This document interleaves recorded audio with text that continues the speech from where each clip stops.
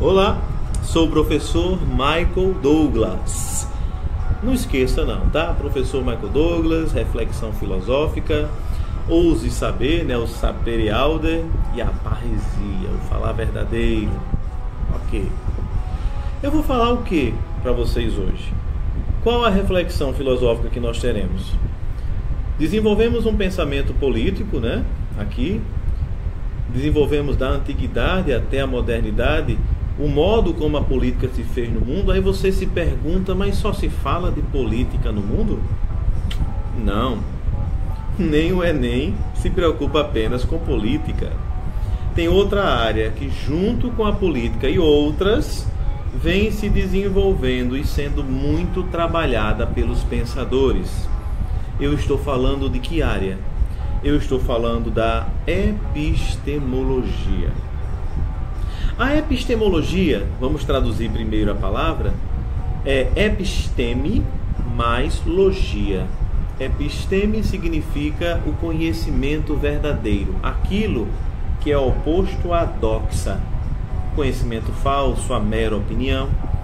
E logia, que é uma ramificação da palavra grega logos, ou logos, que significa tantas coisas: ação, palavra, verbo, ciência, doutrina.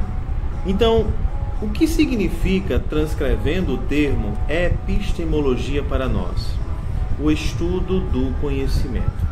Enquanto a política está preocupada com o modo como nos relacionamos e como se fez a sociedade, a epistemologia está preocupada com perguntas do tipo: é possível conhecer as coisas como elas são? Ou só lidamos com aparências? Se existe a possibilidade de conhecer as coisas, qual o método correto para fazer isso? Conhecer verdadeiramente as coisas é conhecer o que eu vejo ou conhecer uma essência que eu não vejo? Será que nós podemos chegar à essência? Essas perguntas, não se preocupem, vamos desenvolvê-las no decorrer desta reflexão sobre epistemologia. E quem eu estou trazendo aqui? Eu vou falar um pouco dos antigos, aqui nesta reflexão de hoje, e nós temos aí um caminho para fazer. Este caminho engloba os 3 grandes momentos da epistemologia moderna. Vamos chamar das 3 grandes áreas da epistemologia, sendo uma área da filosofia a preocupação com o conhecimento humano. Quais são essas 3 áreas? Racionalismo, empirismo e criticismo. O racionalismo, fundado, desenvolvido por René Descartes, a quem vou dar prioridade aqui, não esqueça que há outros. E o empirismo, o empirismo, que é o modo de pensar mais científico, que ganhou corpo em 3 grandes autores filósofos, a saber, Francis Bacon, John Locke, David Hume. E o terceiro, aí sim, e o criticismo, que tem um único representante, que é o Immanuel Kant. Professor, o que é que diferencia nessas 3 áreas da epistemologia? O método.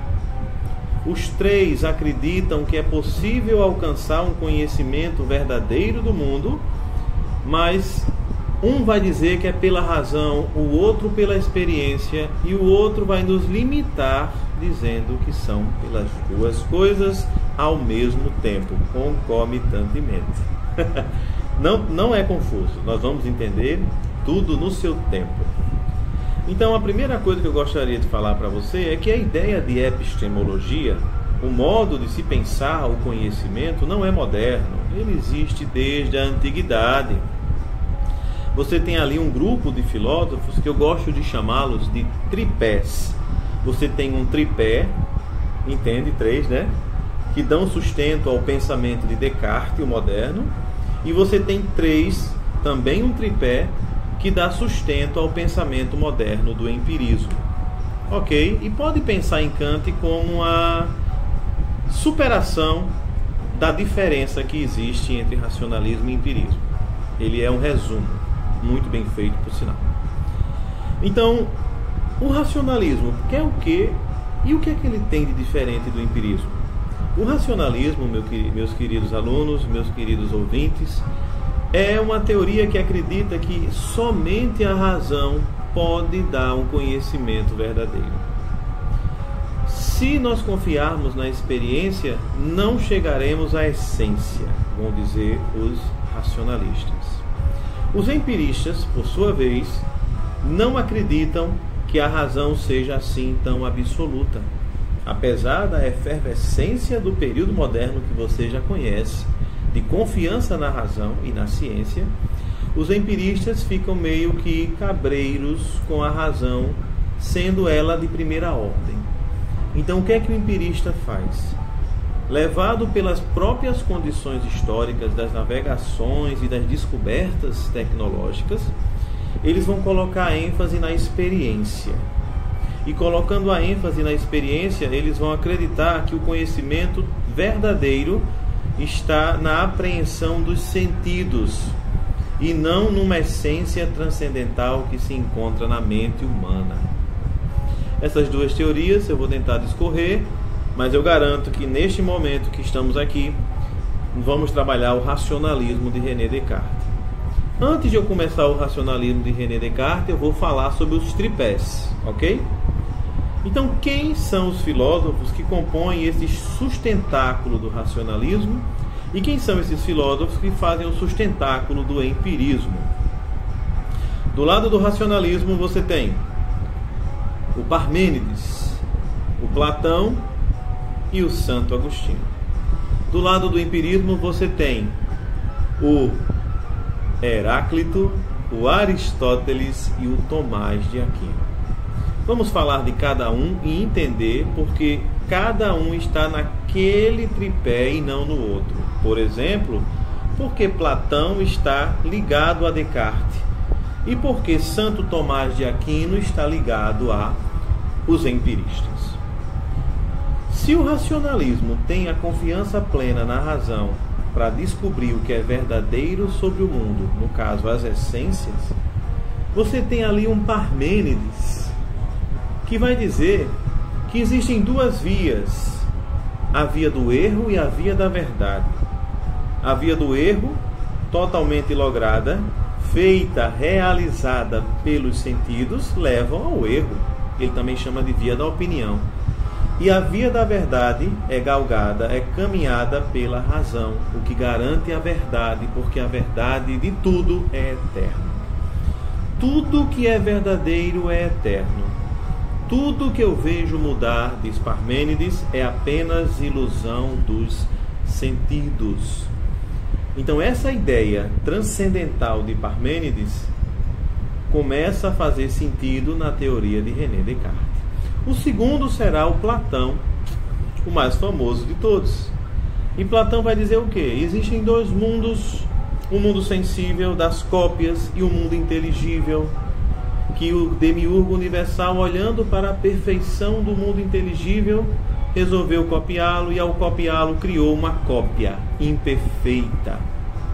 Então a realidade é transcendental, está além dessa realidade. Olha aí, mais um passozinho, mais um saborzinho para a teoria de René Descartes.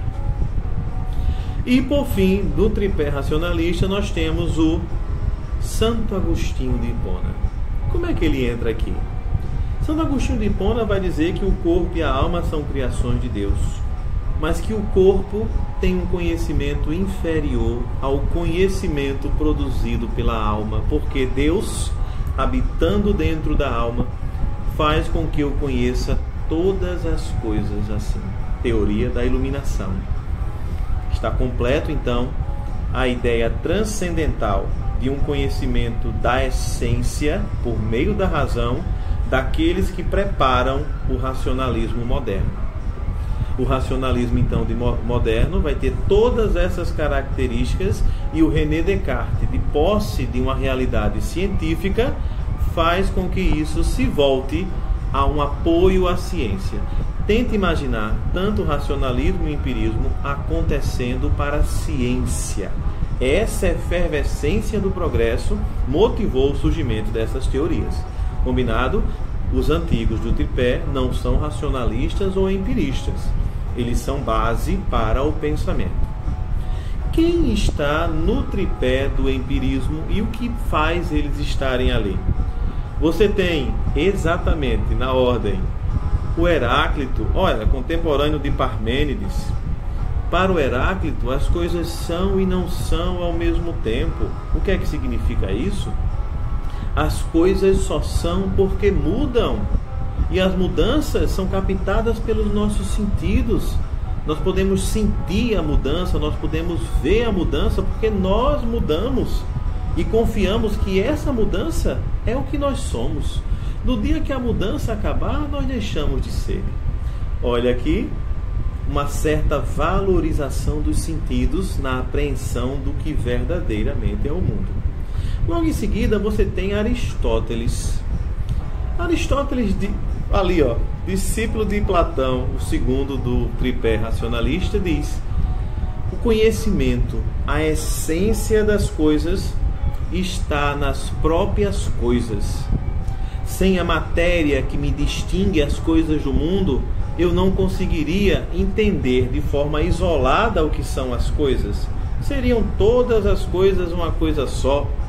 Então Aristóteles diz: os sentidos são importantes. É por meio dos sentidos que eu me deparo com a matéria que individualiza os seres. Sem o sentido, tudo seria um. Olha mais uma vez a valorização dos sentidos no conhecimento humano. E por fim nós temos Santo Tomás de Aquino. Santo Tomás de Aquino, ele começa a pensar ali, pensando depois de Agostinho, bem depois, tá? Agostinho está no século 3, 4 e Tomás de Aquino está no século 13. Tomás de Aquino começa a imaginar que pensar e defender a existência de Deus não pode estar simplesmente preso, arraigado ali na razão. Provar Deus é provar aquilo que Ele fez. Provar Deus é provar sua necessidade nos acontecimentos do mundo. Daí as 5 vias de demonstração da existência de Deus. Valorização do sentido. Dos sentidos. Então você tem aqui o que, galerinha? A base perfeita para um pensamento racionalista voltado para a defesa da ciência e do empirismo voltado para a defesa da ciência. As perguntas que vão surgir agora são as mesmas da antiguidade, mas com uma diferença. É possível realmente conhecer? Os racionalistas vão dizer é. Os empiristas vão dizer é. Opa, não são contraditórios. Eles têm a mesma finalidade. O que é diferente neles? O método. Enquanto um acredita que essa verdade é alcançada pela razão, o outro acredita que essa verdade é alcançada pela experiência. Mas tem, além de Kant, um outro grupo de filósofos que perturbam com uma pergunta nova, que é antiga, mas nenhum deles respondeu. Eles vão dizer, os dois, racionalismo e empirismo: é possível conhecer a verdade? É. Este grupo diz, não é. Você sabe quem é? De quem eu estou falando? Exatamente, os céticos. Os céticos começaram na antiguidade com Pirro, Pirro de Elis, das escolas helenísticas. Ele desenvolve a ideia cética. O ceticismo é vigente ainda. Ele se faz realidade nas teorias científicas filosóficas. E ainda tem aqueles que acreditam que nós não temos capacidade de conhecer as coisas como elas verdadeiramente são. Entendido, galerinha, isso então? Racionalismo e empirismo. Então, na próxima reflexão, eu trarei para você o que é o racionalismo de René Descartes. Ok?